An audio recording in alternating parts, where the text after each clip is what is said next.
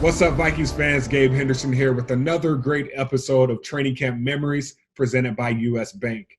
As we continue to kick off the Vikings 60th season, Pete Bercich sat down with his former teammates Mike Morris, Dixon Edwards, and the Hall of Famer Randall McDaniel to talk camp dorm room essentials, head-to-head matchups at practice, and some of their favorite moments from their time in Mankato. All right, guys, so let's dive into it. This is the 60th year of the Minnesota Vikings.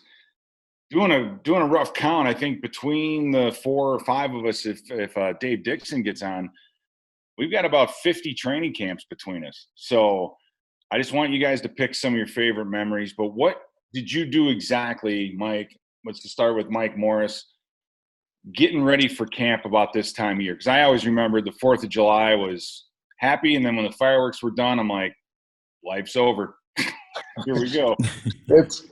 It got that way. About 2 weeks going into it, I developed like a really bad case of camp lip.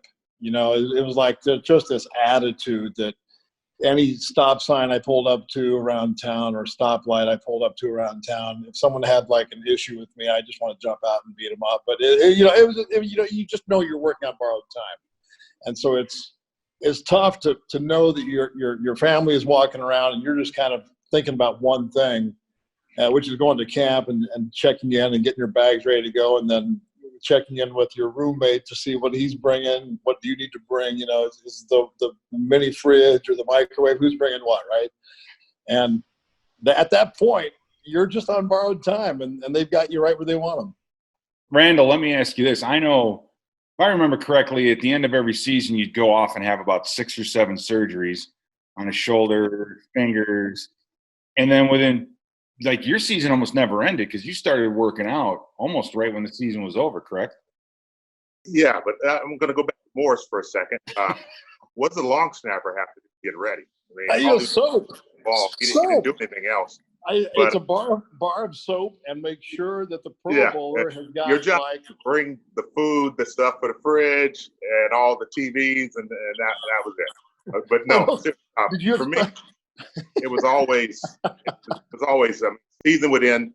I take a couple of weeks off, and like I said, I still do it now today, and I start working out, get ready.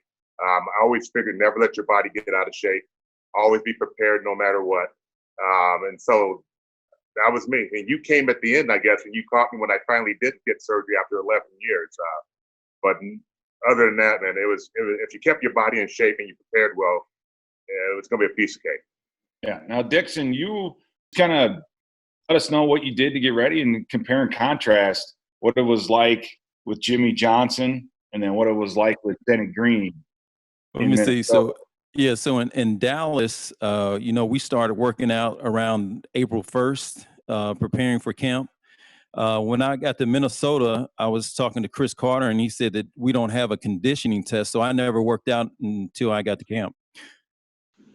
Really? You went old school. You didn't do much at all right until you got I didn't do anything. Yeah, I figured I'd get in shape in camp, so. I do remember Denny saying that if you're not in shape, camp is its own punishment. Yeah. So who was the heavy set equipment guy?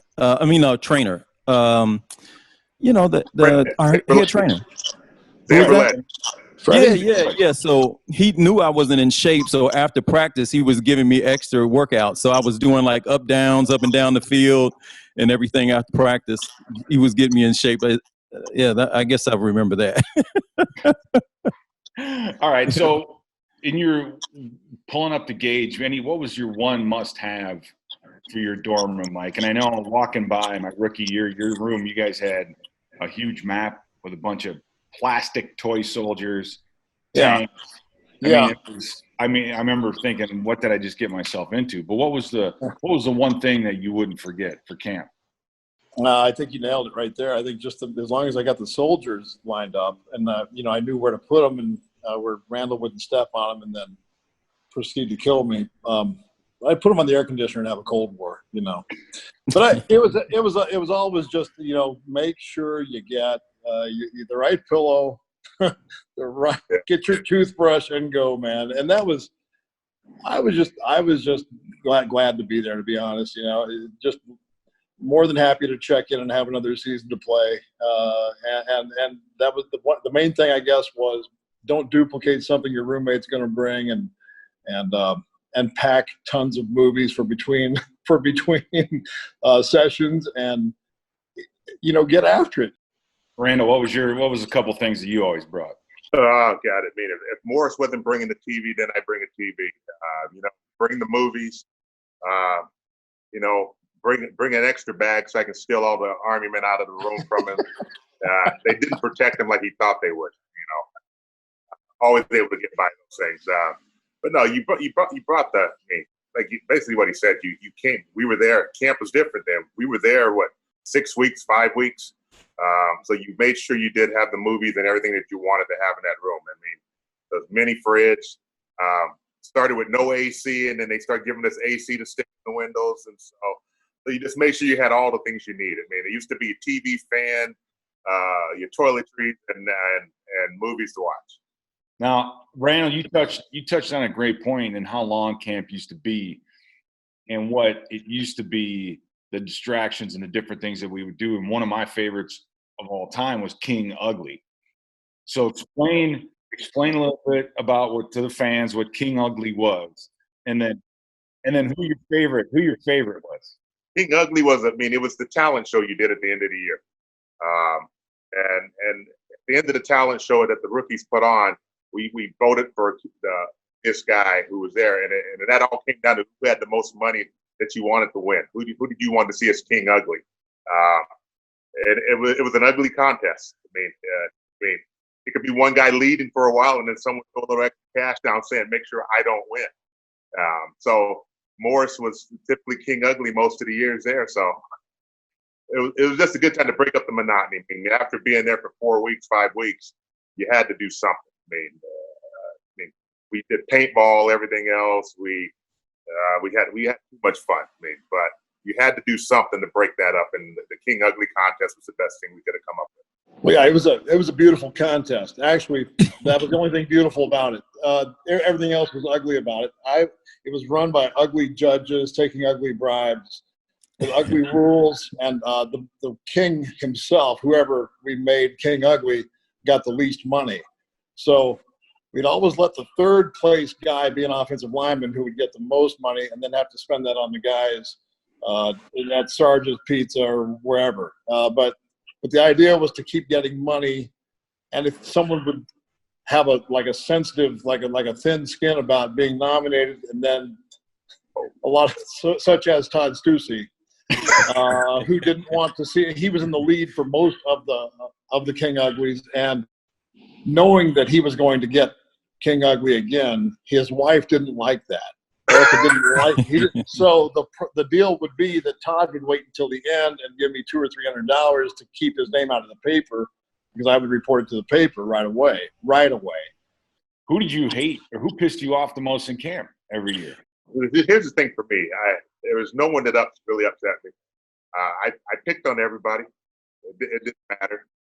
If I was in that type of mood where I'm like, okay, I'm gonna go after this guy today, I could. I mean, it was just what I did. So the only thing that made a long camp for me was whenever we did the one-on-ones and I had Johnny, and then Johnny and I would go at it. And that was, it was game mode all the time with him. So never got upset with him. It made me better. But some days I didn't look forward to it. It was, oh God, here we go. I need a breather today, but not going to get it from Johnny.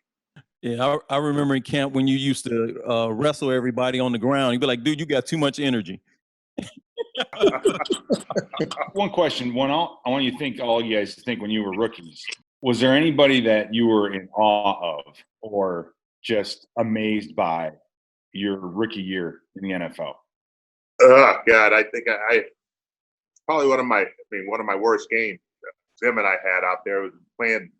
You realize you're playing against the guy after watching him on TV all those years. So I had Lawrence Taylor and Marshall out there, and we're in Giant Stadium, and it was not going well that day. I mean, they were doing whatever they wanted.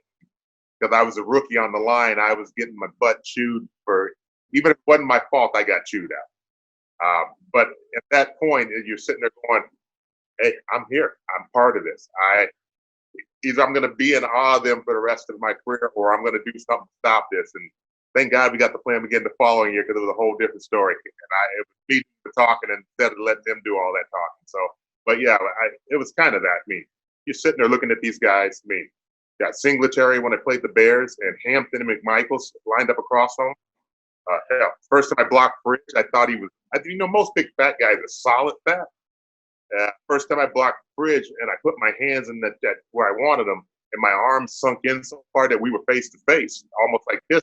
Like, that it was that. But McMichaels, Hampton, and I were fighting the first time I ever played against my rookie year, not knowing, but it was like, oh my God, I watched the '85 Bears, and now I'm playing against half these guys. Richard Dent and all of them, and I'm like, okay, I'm here. Okay, so what do? You strap it up and just go. So yeah, it was that whole rookie year was just that way. Every time I stepped on the field against some team, it was like, oh man, I know who he is. It was just, and then to be part of it was the big part. So to be a part of it was like, all right. Thanks for your time. Thanks everyone for coming out. We're going to do a lot more of these, getting in touch with a lot of the old guys to tell some of their camp stories. And thank you for your time today, Mike, Randall, Dixon. We'll talk to you guys soon.